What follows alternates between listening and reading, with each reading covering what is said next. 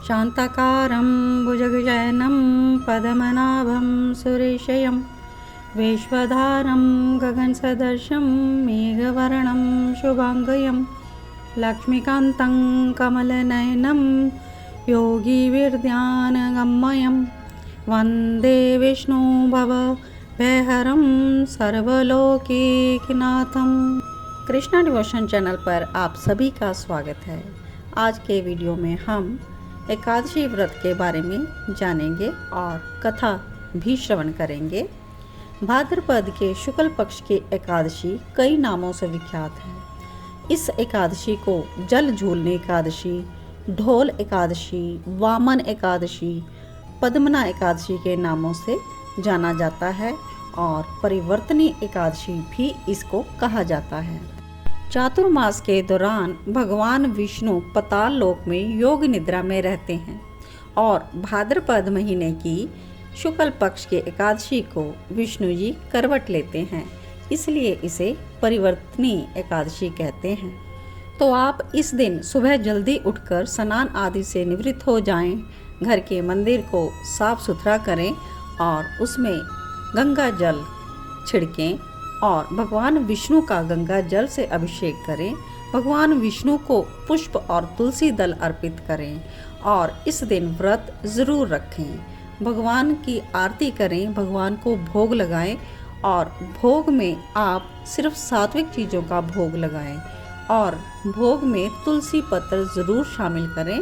तुलसी के बिना भगवान विष्णु भोग ग्रहण नहीं करते हैं। और इस पावन दिन भगवान विष्णु के साथ ही माता लक्ष्मी की पूजा भी ज़रूर करें और भगवान का अधिक से अधिक नाम लें, जाप करें और विष्णु सहस्र नाम का पाठ भी ज़रूर करें। रात्रि में जागरण करें और भगवान के नामों का संकीर्तन करें। तो आइए परिवर्तनी एकादशी व्रत की कथा भी श्रवण करते हैं। श्री कृष्ण युधिष्ठिर से कहते हैं कि हे राजन, अब आप सब पापों को नष्ट करने वाली कथा श्रवण करें। त्रेता युग में बलि नामक एक दैत्य था। वो मेरा परम भक्त था, विविध प्रकार के वेद सूक्तों से मेरा पूजन करता था और ब्राह्मणों का पूजन यज्ञ के आयोजन करता रहता था। लेकिन इंद्र से द्वेष के कारण उसने इंद्रलोक तथा सभी देवताओं को जीत लिया। इस कारण सभी देवता एकत्र होकर सोच विचार कर भगवान के पास गए।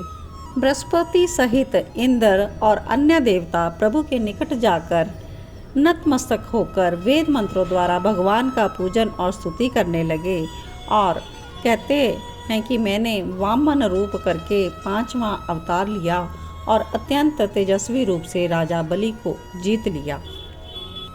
इतनी वार्ता सुनकर युधिष्ठिर बोले कि हे जनार्दन, आपने वामन रूप धारण करके उस महाबली दैत्य को किस प्रकार जीता?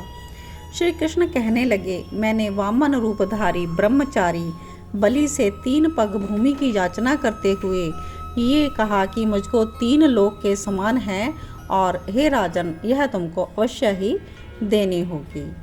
राजा बलि ने इसे तुच्छ याचना समझकर 3 पग भूमि का संकल्प मुझको दे दिया और मैंने अपने त्रिविक्रम रूप को बढ़ाकर यहाँ तक कि भूलोक में पद, भूवर लोक में जंगा, स्वरलोक में कमर, महरलोक में पेट, जनलोक में हृदय, यमलोक में कंठ की स्थापना कर सत्यलोक में मुख और उसके ऊपर मस्तक स्थापित किया। सूर्य, चंद्रमा आदि सब ग्रह गण, योग, नक्षत्र, देवता, शेष आदि सब ने विविध प्रकार से वेद सूक्तों से प्रार्थना की। तब मैंने राजा बलि का हाथ पकड़कर कहा कि एक पद से पृथ्वी और दूसरे से स्वर्ग लोक पूर्ण हो गए हैं, अब तीसरा पग कहाँ रखूं? तब बलि ने अपना सर झुका लिया और मैंने अपना पैर उसके मस्तक पर रख दिया, जिससे मेरा वह भक्त पताल को चला गया। फिर उसकी विनती और नम्रता को देखकर मैंने कहा कि हे बलि, मैं सदैव तुम्हारे निकट रहूँगा।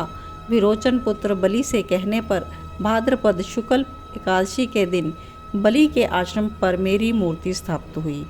इसी प्रकार दूसरी मूर्ति शीश सागर में शेषनाग के पृष्ठ पर हुई। हे राजन, इस एकादशी को भगवान शयन करते हुए करवट लेते हैं। इसलिए तीनों लोकों के स्वामी भगवान विष्णु का इस दिन पूजन करना चाहिए। इस दिन तांबा, चांदी, चावल और दही का दान करना उचित है। जो विधि पूर्वक इस एकादशी व्रत का पालन करते हैं वे सब पापों से मुक्त होकर स्वर्ग में जाकर चंद्रमा के समान प्रकाशित होते हैं और यश पाते हैं। और जो पाप नाशक इस कथा को पढ़ते या सुनते हैं उनको 1000 अश्वमेध यज्ञ का फल प्राप्त होता है। गोविंद की प्यारी एकादशी, भक्तों की प्यारी एकादशी, पापों को मिटाती एकादशी, पुण्यों को बढ़ाती एकादशी। तो आप सभी एकादशी व्रत का पालन ज़रूर करें। इसी प्रकार की भक्तिमयी कथा का श्रवण करने के लिए कृष्णा डिवोशन चैनल को केवल एक बार सब्सक्राइब ज़रूर करें। आप सभी के लिए शुभ मंगल कामनाएं। आप सभी का दिन शुभ हो। जय श्री कृष्णा, जय श्री राधे। ओम नमो भगवते वासुदेवाय।